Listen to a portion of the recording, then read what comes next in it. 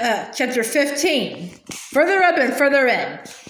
Know, O warlike king, said Emeth, and you, O ladies, whose beauty illuminates the universe, that I am Emeth, the seventh son of Harpa Tarkhan of the city of Tehishban, westward beyond the desert. I came lately into Narnia with 29 others under the command of Rishta Tarkhan. Now when I first heard that we should march upon Narnia, I rejoiced, for I had heard many things of your land and desired greatly to meet you in battle. But when I found that we were to go in disguise as merchants, which is a shameful dress for a warrior and the son of a Tarkhan, and to work by lies and trickery, then my joy departed from me. And most of all, when I found we must wait upon a monkey, and when it began to be said that Tash and Aslan were one, then the world became dark in my eyes. For always since I was a boy, I have served Tash, and my great desire was to know more of him, if it might be, to look upon his face. But the name of Aslan was hateful to me. And, as you have seen, we were called together outside the straw-roofed hovel night after night, and the fire was kindled, and the ape brought forth out of the hovel something upon 4 legs that I could not well see. And the people and the beasts bowed down and did honor to it. But I thought the Tarkhan is deceived by the ape. For this thing that comes out of the stable is neither Tash nor any other god. But when I watched the Tarkhan's face and marked every word that he said to the monkey, then I changed my mind, for I saw that the Tarkhan did not believe in it himself. And then I understood that he did not believe in Tash at all, for if he had, how could he dare to mock him? When I understood this, a great rage fell upon me, and I wondered that the true Tash did not strike down both the monkey and the Tarkhan with fire from heaven. Nevertheless,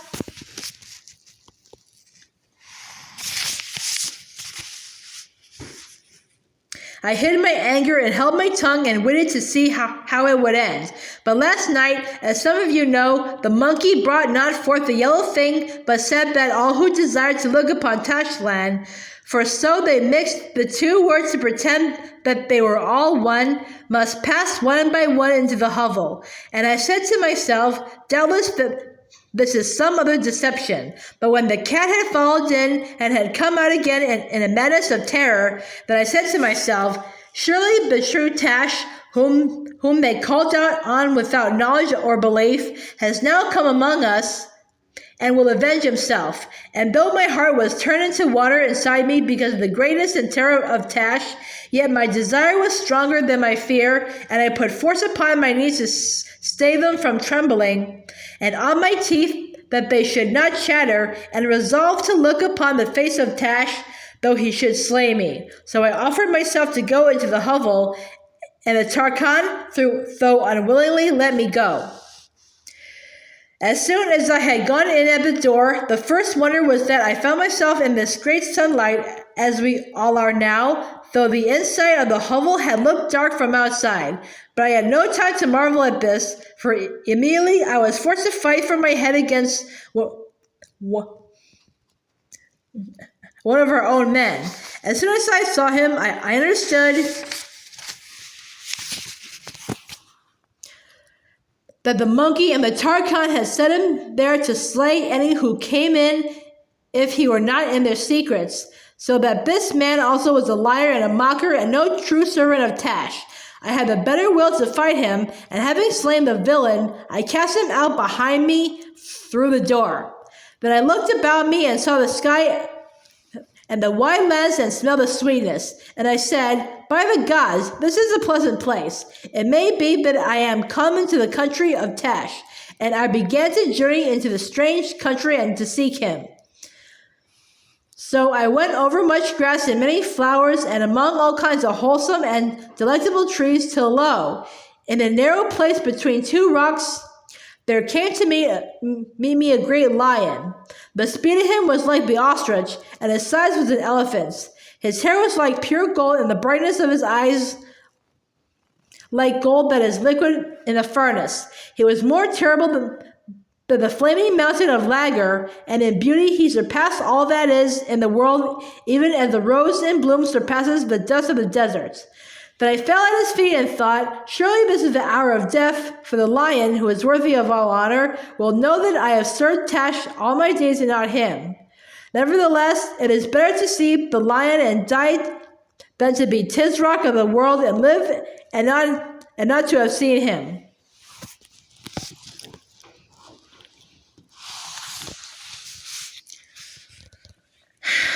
But the glorious one bent down his golden head and touched my forehead with his tongue and said, Son, thou art welcome. But I said, Alas, Lord, I am no son of thine, but the servant of Tash. He answered, Child, all the service thou hast done at Tash, I account as service done to me. Then by reasons of my great desire for wisdom and understanding, I overcame my fear and questioned the glorious one and said, Lord, is it then true, as the ape said, that thou and Tash are one? The lion growled so that the earth shook, but his wrath was not against me, and said, It is false, not because he and I are one, but because we are opposites. I take to me the services which thou hast done to him, for I adhere such different kinds that no service which is vile can be done to me, and none which is not vile can be done to him. Therefore, if any man swear by Tash and keep his oath for the oath's sake, it is by me that he has truly sworn, though he know it not, and it is I who reward him. And if any man do a cruelty in my name, then, though he says the name Aslan, it is Tash whom he serves by, and Tash's deed is accepted. Dost thou understand, child? I said, Lord, Thou knowest how much I understand, but I said also, for the truth constrained me, yet I have been seeking Tash all my days. Beloved, said the glorious one, unless thy desire had been for me,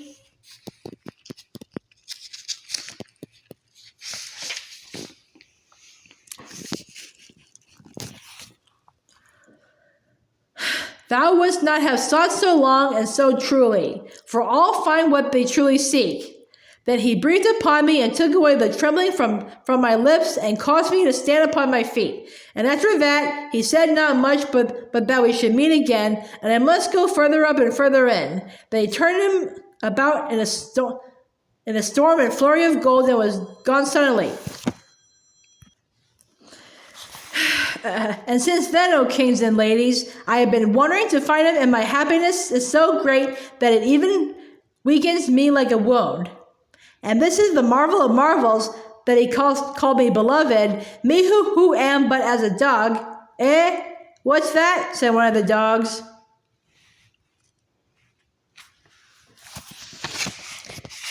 Sir, said Amos, it is but a fashion of speech which we have in Kellerman.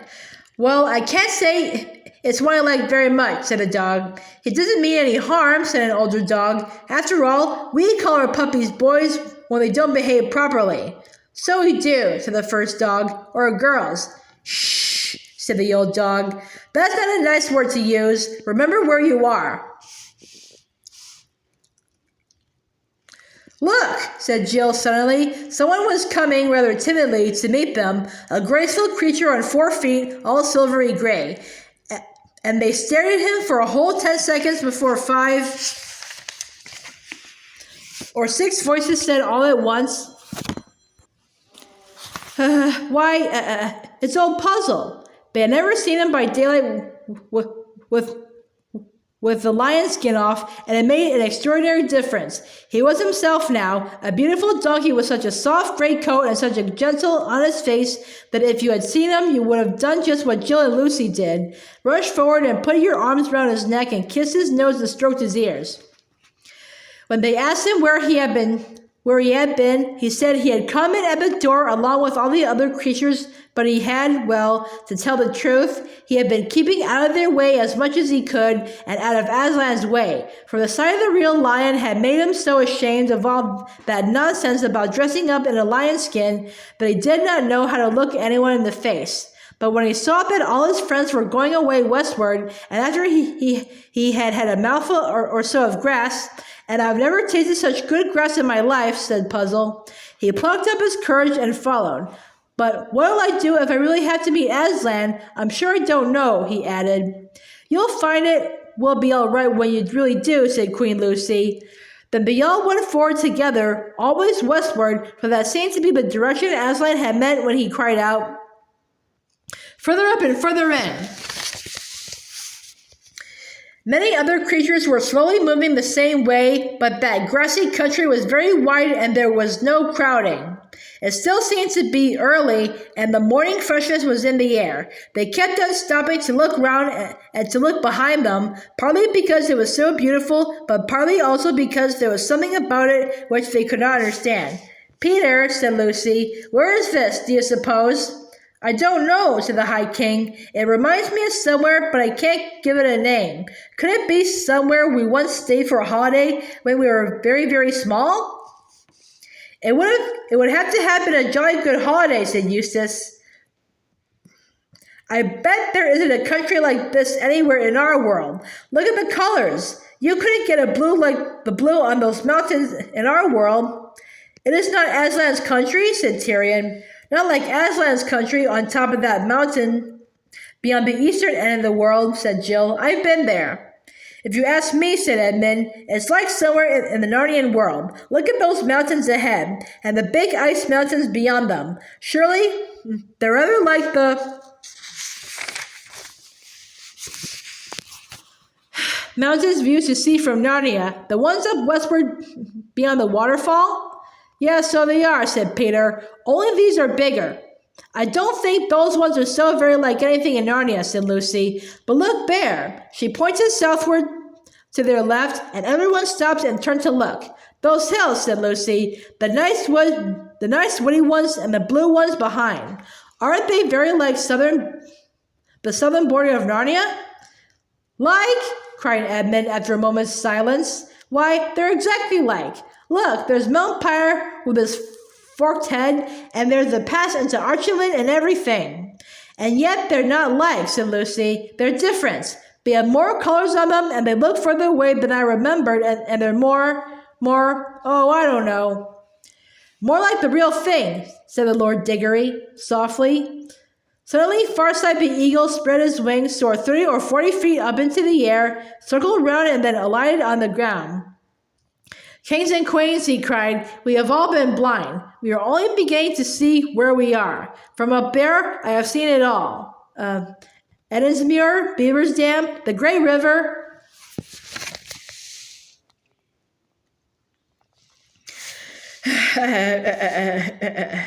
"And Cair Paravel still shining on the edge of the eastern sea. Narnia is not dead. This is Narnia." "But how can it be?" said Peter. "For Aslan told us older ones that we should never return to Narnia, and here we are." "Yes," said Eustace, "and we saw it all destroyed and the sun put out." "And it's also different," said Lucy. "The eagle is right," said the Lord Diggory. "Listen, Peter, when Aslan said you could never go back to Narnia, he meant the Narnia you were thinking of. But that was not the real Narnia. That had a beginning and an end. It was only a shadow or a copy of the real Narnia, which has always been here and always will be here. Just as our own world, England and all, is only a shadow or a copy of something in Aslan's real world.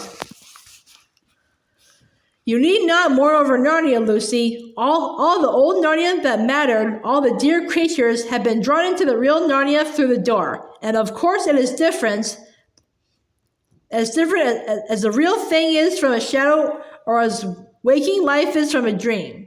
His voice stirred everyone like a trumpet as he spoke these words. But when he added under his breath, "It's all in Plato, bless me, what do they teach them at these schools?" The older ones laughed. It was so exactly like the sort of thing they had heard him say long ago in that other world where his beard was gray instead of golden. He knew why they were laughing and joined in the laugh himself. But very quickly, they all became grave again, for as you know, there is a kind of happiness and wonder that makes you serious. It is too good to waste on jokes.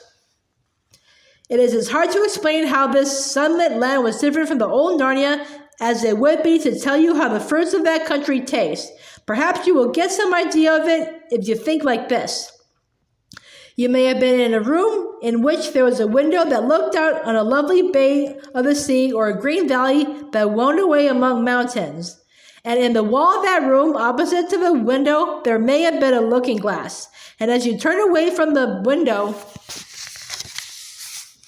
you suddenly caught sight of that sea or that valley all over again in the looking glass. And the sea in the mirror, or the valley in the mirror, were in one sense just the same as the real ones, yet at the same time they were somehow different, deeper, more wonderful, more like places in a story you have never heard but very much want to know. The difference between the old Narnia and the new Narnia was like that. The new one was a deeper country. Every rock and flower and blade of grass looked as if it meant more. I can't describe it any better than that. If you ever get there, you will know what I mean. It was the unicorn who summed up what everyone was feeling. He stamped his right forehoof on the ground and neighed, and then cried, I have come home at last. This is my real country. I belong here. This is the land I have been looking for all my life, though I never knew it till now. The reason why we love the old Narnia is that it sometimes looked a little like this. Bree-hee-hee, come further up, come further in. He shook his mane and sprang forward into a great gallop, a unicorn's gallop, which in our world would have carried him out of sight in a few moments. But now a most strange thing happened. Everyone else began to run, and they found to their astonishment that they could keep up with him, not only the dogs and the humans, but every fat little puzzle and short-legged Poggin the dwarf. The air flew in their faces as if they were driving fast in a car without a windscreen. The country flew past as if they were seeing it from the windows of an express train. Faster and faster they raced, but no one got hot or tired or out of breath.